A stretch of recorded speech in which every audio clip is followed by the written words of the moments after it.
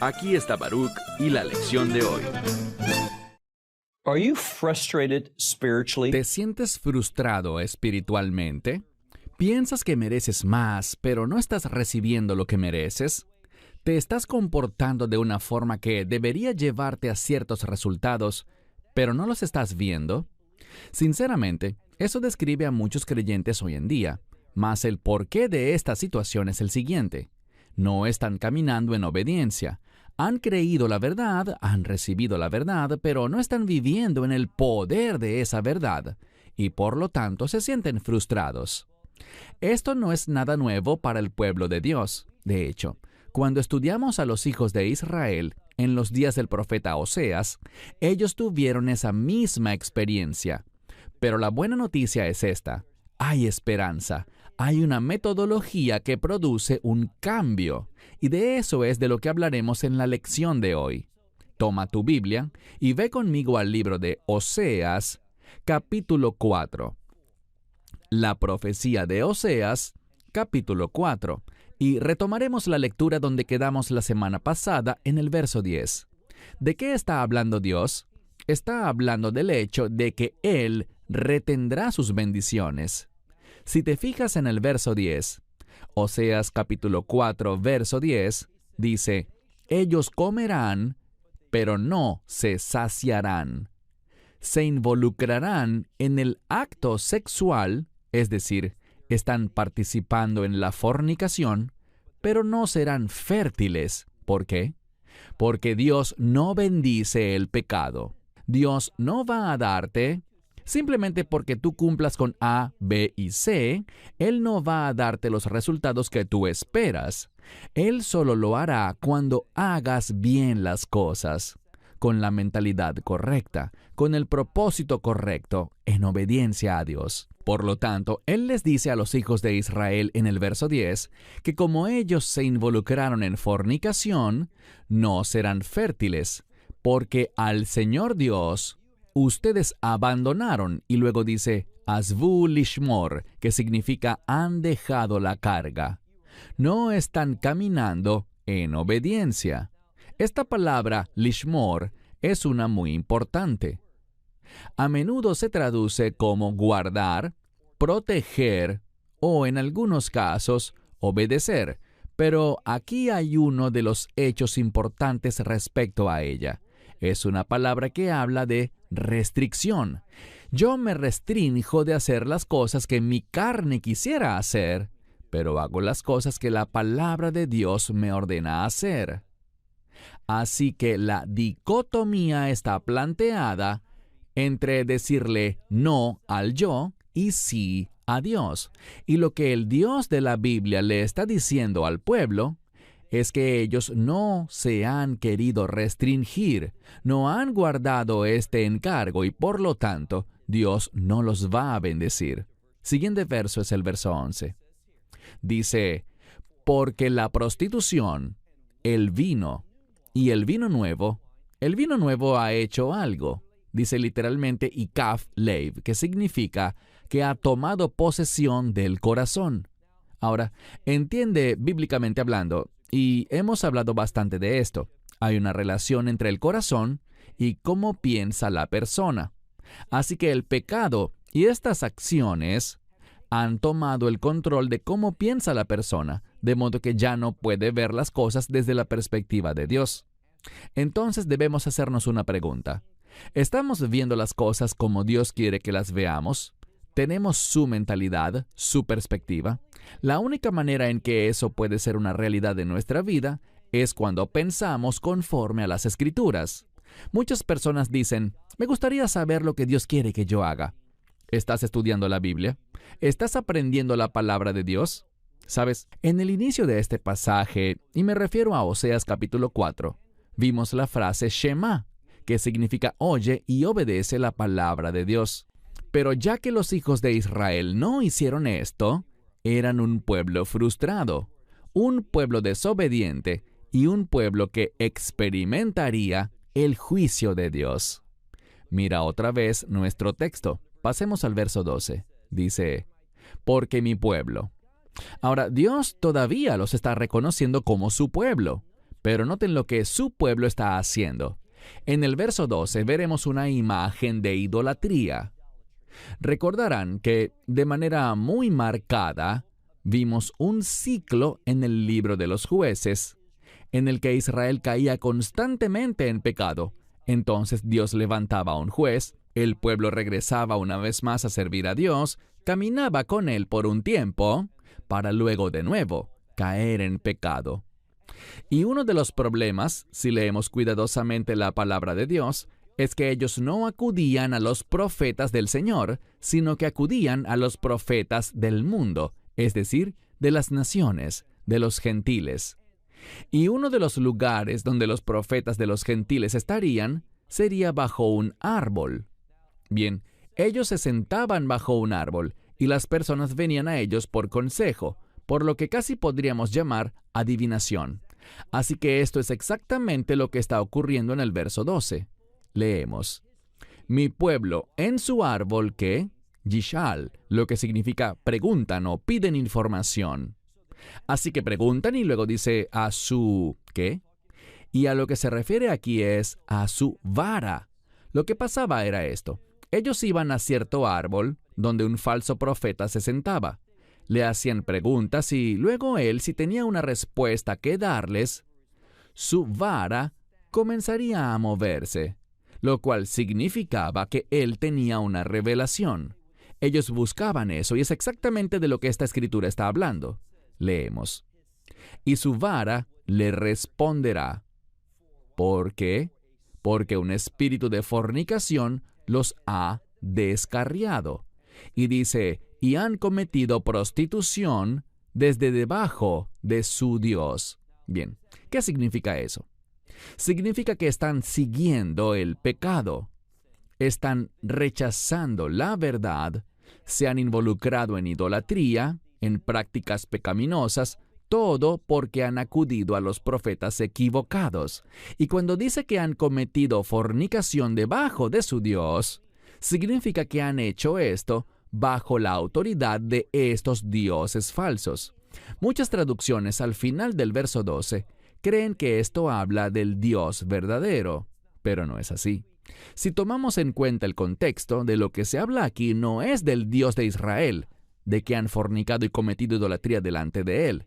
Si analizas el contexto, lee el verso 13, allí dice: sobre las cumbres de los montes hacen sus sacrificios, sobre las colinas queman sus inciensos. Y luego tenemos esa misma palabra tajad, debajo.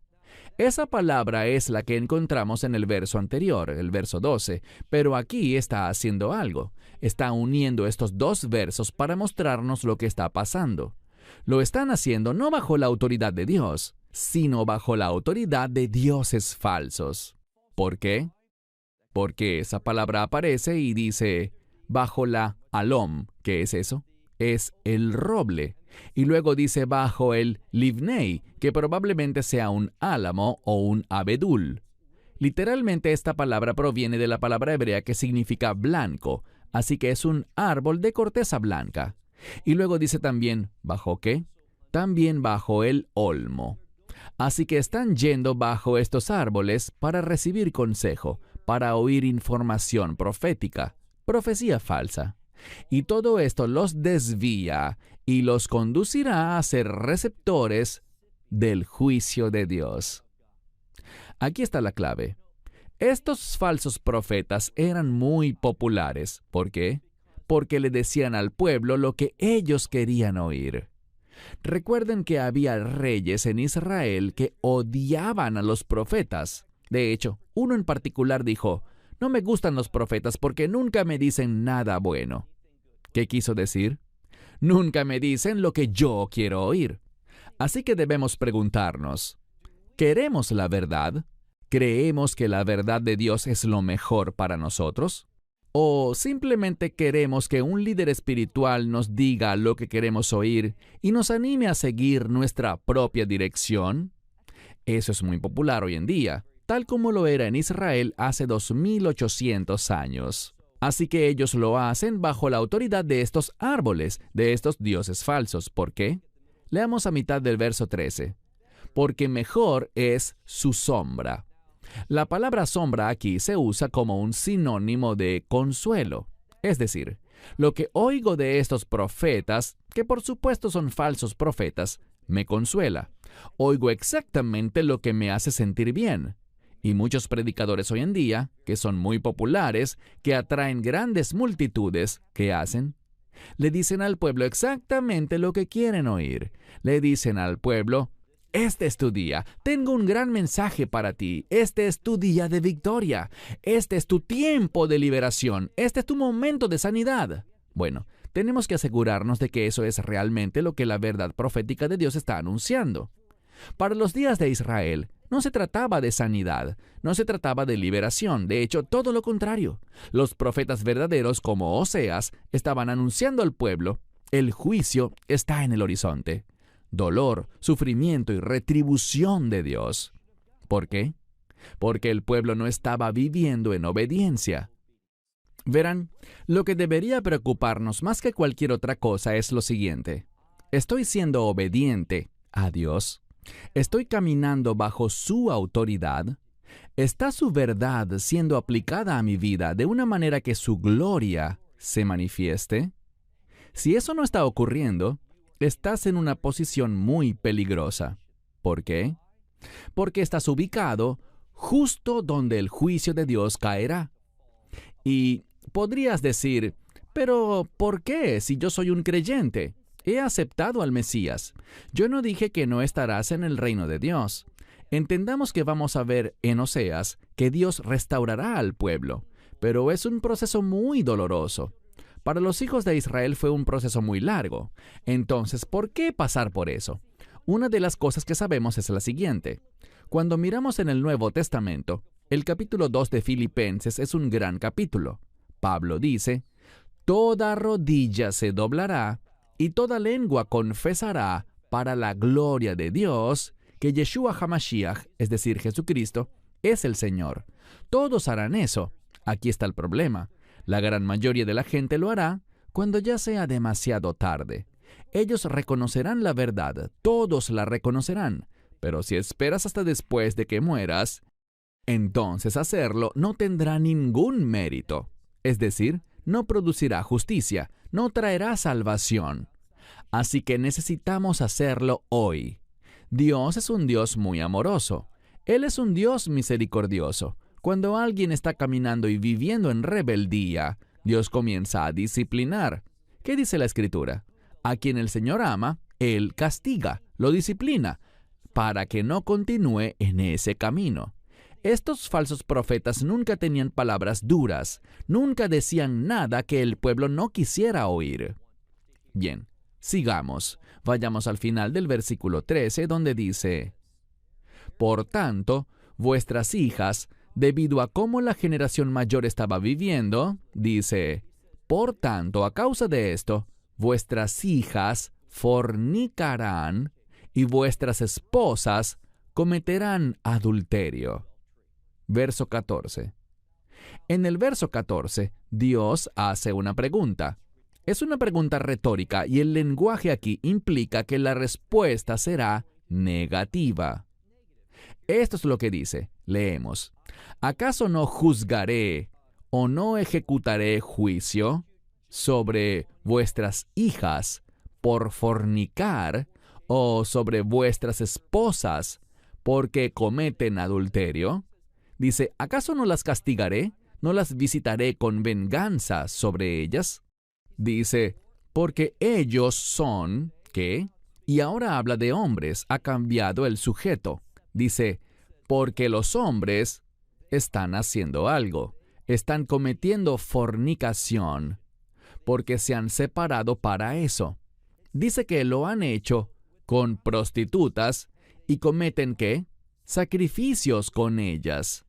Así que vemos aquí cómo, si la generación no lo entiende, si no cae bajo convicción, si no escucha la verdadera instrucción profética, ¿qué va a pasar? Que se apartarán de Dios y arrastrarán con ellos a la siguiente generación. Y esa siguiente generación es clave, porque es la generación donde se supone que ocurra la renovación, pero si no ocurre con los mayores, no ocurrirá con los más jóvenes. Sigamos adelante, en ese mismo verso, el 14. Dice, porque el pueblo no entenderá esto, y por tanto, ¿qué pasará? Tropezarán o caerán. Una y otra vez en el texto, vemos a personas que tropiezan, que fracasan, que se pierden las promesas de Dios. ¿Por qué? Porque no son sensibles al mensaje de juicio de Dios. Cuando leemos el Nuevo Testamento y estudiamos los mensajes y las enseñanzas del Mesías, muchas de sus parábolas, muchos de sus ejemplos, gran parte de sus enseñanzas, se basaban en el hecho de que Dios es un Dios que juzga el pecado. Por eso su mensaje fue, estén listos para el reino de Dios. Y eso es lo que Oseas trataba de hacer. Él no está hablando de esto señalando con el dedo para condenar. Él está hablando de esto por amor, hablando al pueblo palabras de convicción para que se arrepientan y encuentren restauración, para que sean lo suficientemente sabios y humildes para entender la dependencia absoluta que tienen de la misericordia de Dios. Leamos ahora el verso 15. Todavía hablando a esa generación, dice, porque tú has fornicado, oh Israel. Mas agrega algo, dice, pero no culparé a Judá. Él no ha hablado de Judá por un buen tiempo. Durante muchos de los últimos versos, solamente ha hablado de Israel, el reino del norte. Y la razón de hacer referencia a Judá es mostrarnos que Dios sí hace una distinción entre los que caminan con Él y los que no. En el tiempo de Oseas, en la primera parte de su ministerio, vemos una gran dicotomía entre cómo era la situación y qué estaba ocurriendo en el reino del norte y lo que estaba ocurriendo en el reino del sur. De hecho, también durante los días de Oseas hubo un llamado del rey de Judá al reino del norte para que vinieran y celebraran la Pascua, para que vinieran y dejaran la idolatría y se unieran una vez más con los que fielmente adoraban a Dios. ¿Dónde? En la ciudad de Jerusalén. Quiero compartirles un principio muy importante. Uno que es profético, pero a menudo es pasado por alto. Uno de los grandes problemas del reino del norte, de estas 10 tribus que fueron llevadas a un largo exilio, un exilio amargo y duro que continúa incluso hasta el presente. Una de las verdades bíblicas es esta: habían perdido de vista a Jerusalén. Recordarás que en el libro de Juan, capítulo 4, el Mesías pasa por Samaria en su camino hacia Jerusalén, y allí se encuentra con la mujer samaritana. ¿Y de qué comienzan a hablar? ¿Cuál es el lugar correcto para adorar a Dios? Y ella dice, oh, yo te reconozco, tú eres de Judea. Por lo tanto vas a decir, Jerusalén, pero nosotros tenemos un lugar diferente. Ellos perdieron de vista a Jerusalén. Y cuando las personas no entienden la importancia de Jerusalén, que Dios tiene un llamado especial, que es su ciudad santa, el lugar donde Él ha hecho habitar su nombre, cuando pensamos que ya no tiene importancia para Dios, cuando estamos conformes con que se convierta en la capital de una nación islámica, Palestina, una que está llena de terrorismo y una que quiere frustrar los propósitos y los planes de Dios, cuando gran parte del cristianismo está en paz con un Estado palestino y renuncia a la importancia presente y futura de Jerusalén, sabemos con certeza que hay una gran correlación entre la iglesia de hoy y el reino del norte de hace casi 3,000 años. Entonces, ¿qué dice aquí? Leemos. No voy a declarar culpable a Judá porque ella ha permanecido fiel. Y le dice al reino del norte, básicamente, no extiendas tu influencia sobre este reino. le dice, no vengan, a mitad del verso 15, y no suban a Bet-Aven, y no juren diciendo, vive el Señor. Bien, ¿qué es lo más importante aquí? Que decían, vive el Señor, usando el nombre sagrado de Dios. Usaban el nombre de Dios, pero no lo estaban adorando. Lo que quiero que notes es que estos individuos estaban adorando ¿a quién? A los Baales. Pero cuando tenían un problema, todos se volvían y juraban diciendo, vive el Señor. Pero Dios les dijo, no usen esas palabras, no confundan mi santo nombre con las prácticas de adoración y el estilo de vida que están viviendo hoy. Bien, aquí está el problema. Frecuentemente las personas dicen, yo soy discípulo del Mesías, y usan el término Jesús, no hay nada de malo en eso. Pero debemos recordar que literalmente su nombre es Yeshua, que significa salvación, que significa victoria. Pero la pregunta es si nosotros, los seguidores de Yeshua, los creyentes en Jesús, ¿estamos viviendo esa vida de salvación? ¿Estamos viviendo en victoria sobre el pecado? Verán, lo que este verso está diciendo es, ustedes están usando mi nombre, ese nombre que triunfa sobre todas las cosas, pero lo están haciendo en medio de la idolatría y en medio de un estilo de vida pecaminoso, uno que ustedes dicen que es permisible, uno por el que no sienten ninguna convicción de pecado. Entonces les dice, no usen ese nombre. Pasemos al verso 16. Leemos. Semejante a una novilla que es rebelde, Israel ha sido rebelde. Esa palabra para rebelde o rebelión es una muy significativa. La encontramos en Deuteronomio capítulo 21, para un hijo rebelde, para con quien el único remedio posible es este.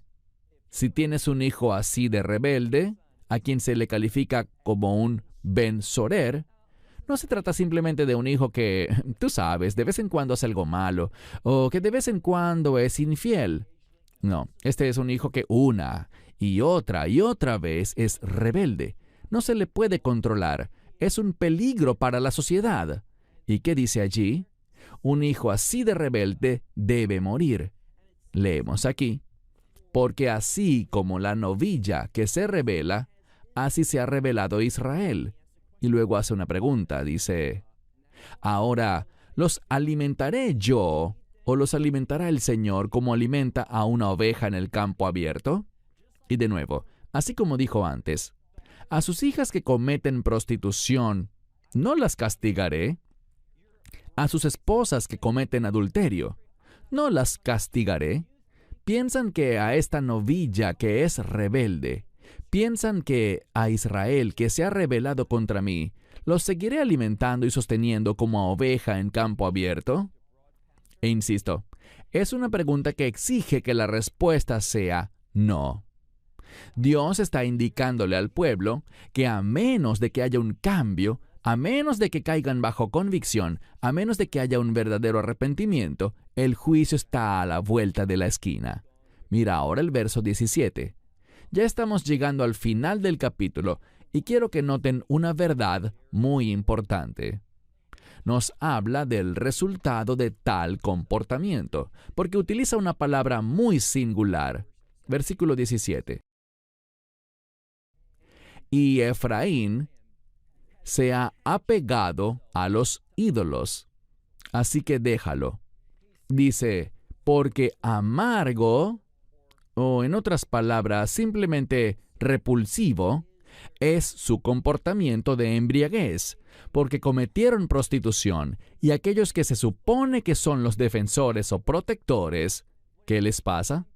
Ellos aman lo que avergüenza, es decir, son personas que tienen una conducta réproba. No tienen la menor sensibilidad al pecado en lo absoluto.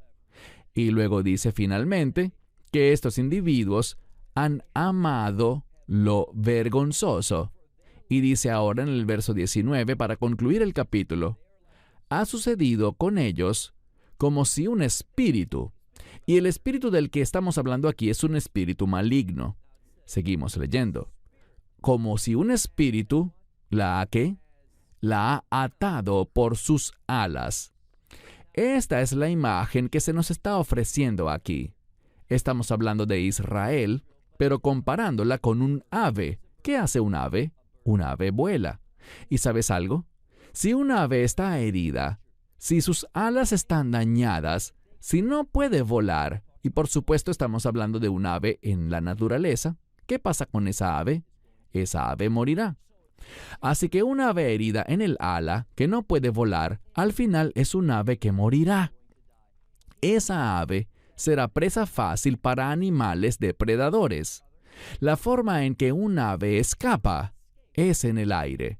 Entonces dice aquí, un espíritu maligno la ha atado por sus alas. ¿Y qué le pasará? Se avergonzará de sus sacrificios. El punto que Dios está haciendo aquí es uno muy sencillo. Es por la adoración inadecuada y es por causa de la idolatría que Israel no podrá funcionar correctamente. Y recuerden algo fundamental. Dios creó a Israel con un propósito. ¿Cuál propósito? Lo digo a menudo. Ser luz a las naciones. Es decir, Israel fue creado para ser un instrumento por el cual las bendiciones de Dios pudieran ser canalizadas hacia las naciones. ¿Cómo harían eso? Siendo líderes, invitando a las naciones a la vida de Israel, es decir, viviendo de una manera que manifieste la gloria de Dios. A menudo en la Biblia vemos una conexión entre la gloria y la luz. Así que cuando Israel manifiesta la gloria de Dios, las naciones van a venir a su luz. ¿Cuál será el resultado? La unidad con Dios. Pero cuando Israel no produce eso, el resultado va a ser un juicio que consume. Así que te hago una pregunta para cerrar. ¿Estás viviendo de una manera que manifiesta la gloria de Dios o eres una ave herida que no puede volar, a quien la muerte espera a la vuelta de la esquina? Cierro con esto hasta la próxima semana. Esperamos que te hayas edificado con el mensaje de hoy y lo compartas con otros.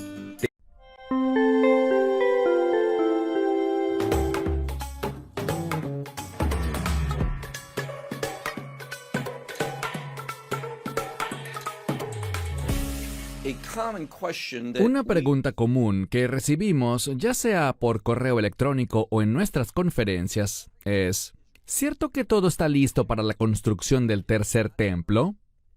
Eso es lo que muchas personas creen. Hacen afirmaciones como: sabemos que la novilla roja está en Israel y que todas las vestiduras sacerdotales están listas, así como muchos de los utensilios que son necesarios para que funcione el próximo templo. Todo eso está preparado. También existe el Sanedrín y el sumo sacerdote ya ha sido seleccionado. Pero todo eso es falso. Nada de eso está basado en la realidad. Y quiero repasar algunas de estas cosas para que entiendan lo que es cierto y lo que no.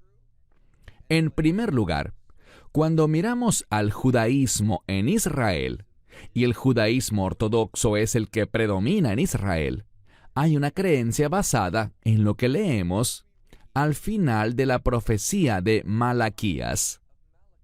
Allí se dice que Elías va a regresar.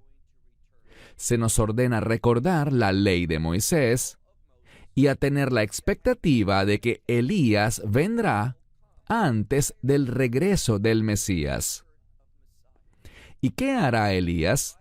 Bueno, la visión del judaísmo es esta: que él pondrá las cosas en orden, que él enseñará ciertas cosas que son necesarias para que el templo sea reconstruido y para que los diversos artefactos y utensilios que tienen que estar en ese templo sean preparados adecuadamente.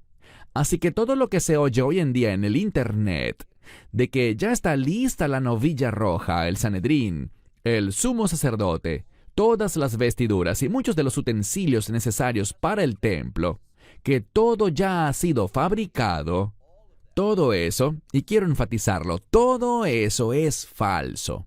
La realidad que encuentras en el judaísmo es que sencillamente estamos esperando que Elías regrese, porque solo Elías, según la visión del judaísmo ortodoxo, tendrá la información necesaria sobre cómo preparar las cosas para el templo. En otras palabras, en la Israel de hoy, no se está haciendo ninguna preparación, no existe interés alguno en la novilla roja y nada de lo que se dice está siendo preparado por ninguna organización rabínica reconocida. El liderazgo está haciendo lo que el judaísmo ortodoxo cree y enseña, y eso es esperar hasta que Elías venga a proporcionar la información que necesitan para poder avanzar. Existe una organización a la que constantemente la gente hace referencia, y es el Instituto del Templo. Pero el Instituto del Templo no es una organización reconocida en Israel. Es un ente privado, no tiene conexión con el gobierno, no tiene conexión con ninguna organización rabínica. ¿Y qué es lo que hacen? Bueno, lo que hacen simplemente es quitarle el dinero a los cristianos. Y la razón principal por la que hacen eso es porque están en contra del evangelismo. Ellos son una organización judía ortodoxa. Se complacen en quitarle el dinero a los cristianos, pero no representan la verdad bíblica. Ellos existen por una razón completamente diferente. Y esa es que son un instituto de recaudación de fondos que busca tomar ese dinero de los cristianos para evitar que usen sus recursos para el evangelismo en Israel. Ellos no están fabricando miles de vestiduras para los sacerdotes, ni están de ninguna manera haciendo utensilios que son necesarios para el templo. Y ellos, aunque parte de sus enseñanzas son muy buenas, solo se trata de eso, enseñanzas. Ellos no representan a ninguna organización real que haya recibido la responsabilidad para construir el próximo templo. Eso es falso y, por lo tanto, debemos tener mucho cuidado con ellos. Otra cosa que escucho constantemente es que el Sanedrín ha sido restablecido en Israel. No, eso es falso. Lo que simplemente existe es un grupo de individuos que se hacen llamar a sí mismos el Sanedrín. No sabemos quiénes son los miembros de ese grupo, de ese cuerpo, ese supuesto Sanedrín, porque mantienen esa información en secreto. No quieren revelar quiénes son los miembros de ese Sanedrín. ¿Por qué? Porque no existe hoy por hoy ningún Sanedrín en Israel. Es simplemente un grupo de personas que se proclamaron a sí mismas como el Sanedrín, pero nada de eso tiene base. Ninguno de ellos tiene jerarquía oficial para operar en la tierra de Israel. No se está haciendo nada en ese sentido. ¿Por qué? Bueno, la visión del judaísmo es esta, que Elías debe regresar. Eso es bíblico. Leemos sobre eso en el último capítulo de Malaquías. Se nos insta a recordar la ley de Moisés, ya que Elías va a regresar para poner las cosas en orden. Y bien, lo que dice la Biblia allí en Malaquías es que Él hará volver el corazón de los hijos a los padres y de los padres a los hijos. Pero lo que el judaísmo entiende allí es que Elías va a poner las cosas en orden y proporcionará la información necesaria para construir adecuadamente los diversos utensilios que son necesarios para el templo, incluyendo el lugar donde debe ser construido, todo eso. Hoy en día en el judaísmo hay un debate sobre dónde debe colocarse el tercer templo. ¿Dónde queda exactamente ese lugar? Todos sabemos que será en el monte del templo, pero ¿en qué parte del monte? Todas estas cosas deben prepararse. Y debido a eso, la visión del judaísmo en Israel no es «vamos a prepararlo todo ya», sino en cambio, esperemos a Elías, para que él venga, que regrese y ponga las cosas en orden, dándonos la información que requerimos para avanzar. Si estás bajo la impresión de que todo ya está listo en Israel para la construcción de ese próximo templo, eso es falso. No hay ninguna euforia por la novilla roja. el próximo sumo sacerdote, el Sanedrín o las vestiduras de los sacerdotes o cualquiera de los utensilios que la Biblia menciona que son necesarios para el templo. Todo eso es una gran mentira. Todo eso solo existe en Internet para que la gente haga clic y así estos videos tengan más y más visitas. Porque algunos canales de YouTube existen únicamente con el propósito de monetizar ese canal y producir dinero. Por lo tanto, lo que les importa a ellos no es la verdad, ni la información basada en hechos, sino simplemente los clics, porque los clics se convierten en dinero para ellos. No nos dejemos engañar. Entendamos muy claramente que no hay ningún Sanedrín, no hay ninguna novilla roja en Israel. Los utensilios no están siendo preparados y fabricados por el instituto del templo. Tampoco están listas las vestiduras para los sacerdotes y levitas, ni se han fabricado ya miles de ellas, esperando porque el tiempo está cerca. Todo eso es mentira. No te dejes engañar. No estamos tan cerca como la gente piensa. No existe esa histeria en cuanto al tercer templo en Israel en absoluto. Toda esa información es falsa, que simplemente busca que hagas clic en un video en lugar de estudiar para mostrarte aprobado y para que no te enteres que el verdadero judaísmo en Israel está en un lugar muy diferente a lo que se presenta en muchos videos hoy en día. Y que la mayoría de esos videos van dirigidos a cristianos con el fin de engañarlos, estafarlos y no de edificarlos. Con eso concluyo hasta la próxima entrega. Que Dios les bendiga. Shalom.